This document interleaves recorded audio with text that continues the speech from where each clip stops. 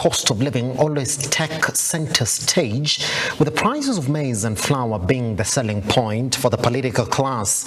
2022 was not any different, with both sides of the political divide making the cost of living the number one priority at a time when Kenyans faced tough economic times. Edwin John Mukora looks back at when UNGA made it to the political arena and the political goodwill to help Kenyans in finding it affordable. The promises by the leaders, the aftermath after every election, and the repercussions to the public and businesses. Let's take a look.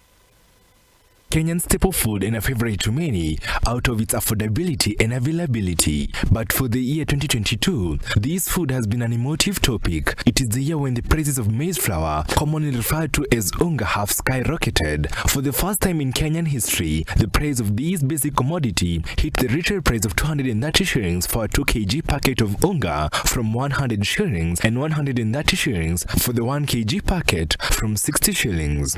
According to data from the Ministry of Agriculture, Kenyans consume an average of 2,090 kilogram bags of maize every month, this being an indication of how the commodity is consumed in large quantities. The year 2022 has been the toughest year for Kenyans in matters concerning ugali out of the high cost of unga.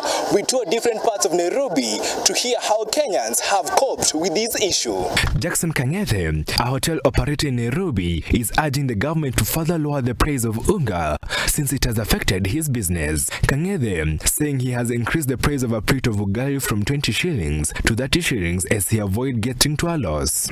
Tuseme kwa hii mwaka kwa upande wa biashara iko chini sana kwa sababu kulingana penye watu wamekitiwa hawana pesa.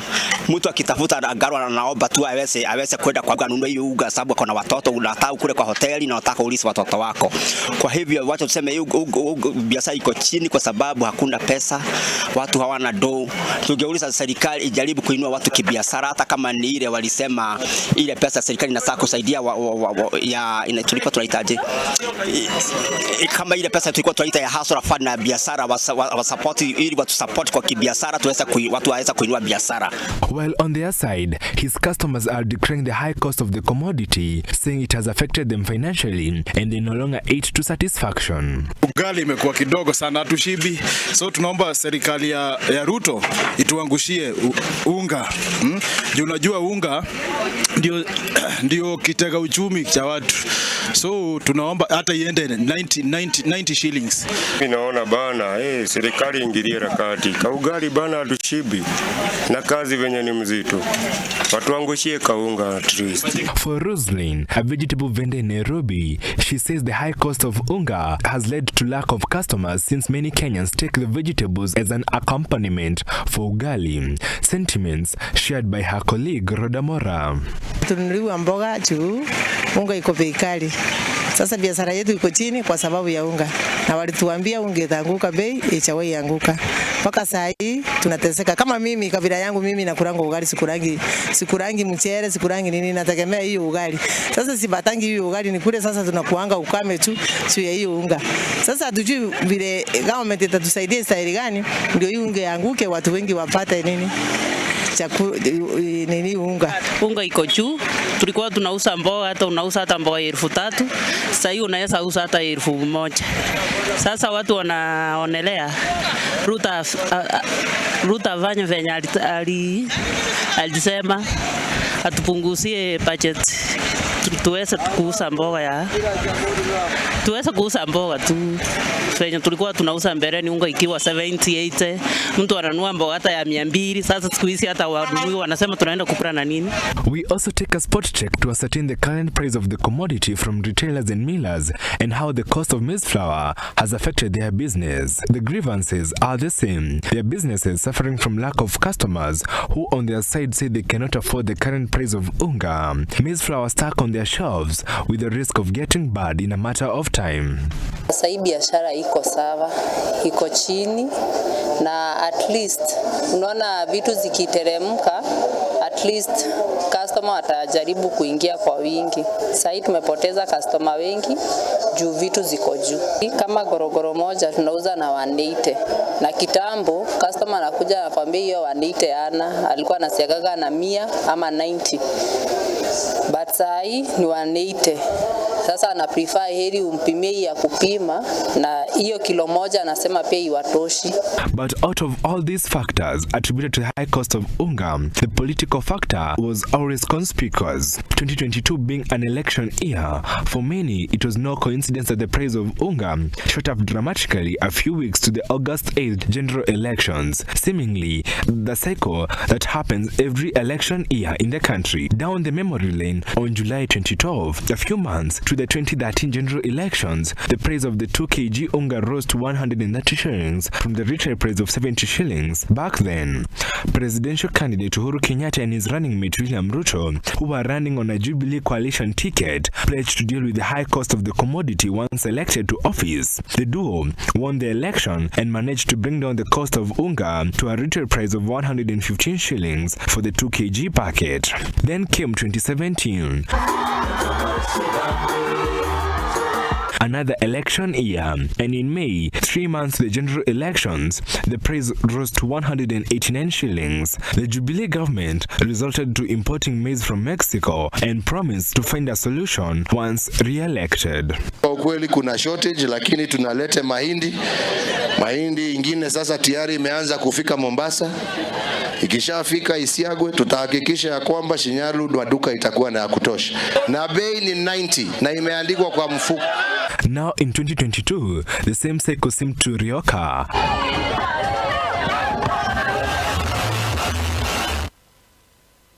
Outcry of the high cost of the commodity. On July 18th, the outgoing president Uhuru Kenyatta announced a 8 billion shilling subsidy on maize flour to cushion Kenyans from the high cost of unga, with most brands retailing at over 200 shillings for the commodity to be sold at 100 shillings. He said this after brokering a deal with millers. Maize flour shall retail across the entire territory of the Republic of Kenya at the price of Kenya shillings 100, down from Kenya shillings 205 for a 2 kg packet until otherwise directed.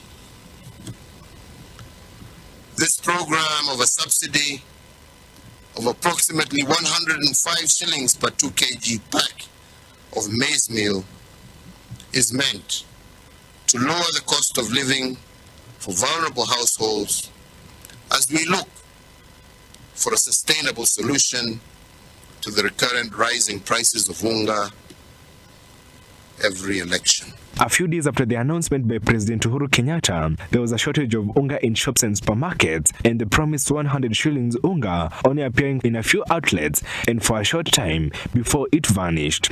The millers were accused of hoarding the flour since they had not been compensated for the stock they had bought earlier, an accusation the millers denied and pointed a finger to farmers and intermediaries. The announcement was condemned by the then Deputy President William Ruto, who was running for presidency on a UDA ticket under the Kenya Kwanza umbrella, as he accused the government of playing politics with unga so as to entice voters in the August elections.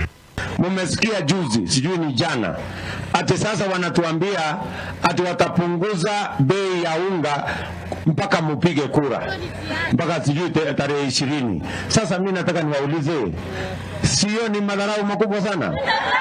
Sasa mimi nauliza, kwanza sababu ya mambo ya leo, the reason why, and I want to say it for the avoidance of doubt, the reason why we have hunger in Kenya today is because we failed to implement the Big Four plan that had food security. It is because we removed the fertilizer subsidy from our farmers. On August 13th, a few days after the general election, the government, through Agriculture Minister Peter Munya, suspended the maize flour subsidy that had been announced earlier by President Uhuru Kenyatta, saying that it was not sustainable due to inadequate funds at the treasury. This giving a leeway to millers to sell the maize flour at the price of their will. After the volatile elections, William Ruto won the presidency, and on his inauguration day, on September 13th, he announced a raft of measures to lower the price of unga, among them subsidizing fertilizer and lowering the cost of farm inputs to increase the production of maize and food in general. There was an attempt to subsidize unga in the run-up to the election, a program that cobbled up 7 billion in 1 month. Our strategy to bring down the cost of living is predicated on empowering producers. The forecast for maize harvest this year is below 30 million bags against a normal production of 40 million bags. The main cause of the decline in production is the high cost of farm inputs. Our priority intervention, therefore, is to make fertilizer, good quality seed, and other agricultural inputs affordable and available.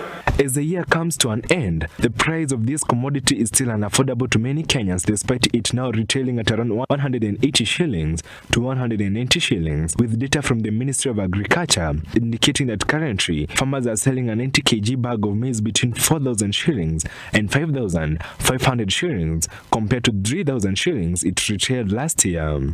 The government now suggesting on importing genetically modified maize GMO, which has attracted controversy on its safety and on the health of the consumers and the effects it will have on the production of local farmers.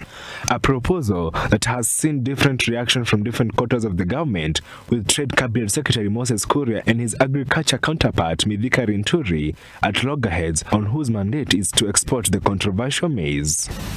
Rais wetu William Ruto alipochukua Biblia akasema ya kwamba atahifadhi usalama na maisha ya kila Mkenya. Na hata sijui tunaulizana nini. Mimi maneno ya GMO ni topic ambayo singependa tuongelelee. Wacha niwaambie, hii unga ikifika 120 hamtasikia nikiongea mambo ya GMO tena. I am not aware of what Kuria said, and I don't take what I find on social media as anything that is worth responding to, because I am the custodian of the statistics on how much food we require in this country, how much food we consume every day. For Faith, a Nairobi resident, the price of sifted packaged unga made her to opt for grounded flour from the posho mill, which is still expensive for her, as a 2 kg container of grounded maize flour is retailing at 118 shillings from 100 shillings some months earlier. Mimi ni mwadhirika by the way kwa unga. Mali mwaka imetupeleka na tulikuwa tumeambiwa unga ya 90 tu kukula. Saizi mahindi gorogoro moja ni 200 pamoja na kusagiwa na unga saizi ni 260. So tunaweza omba ipunguzwe at least hata ifike so kama kitambo, tunaweza appreciate by the way. Tuko pabaya na jani mbaya. Jani mbaya sana sana uga. Na niko na watoto 5. Wagushe uga. With reducing the high cost of living and particularly the high cost of unga, Kenyans have aired the grievances they have undergone through the year to contend to the high cost of this basic commodity, with many being hopeful that the coming year will see the price of unga lower. Edwin John Mokora, Look Up TV. Right, that story by Edwin John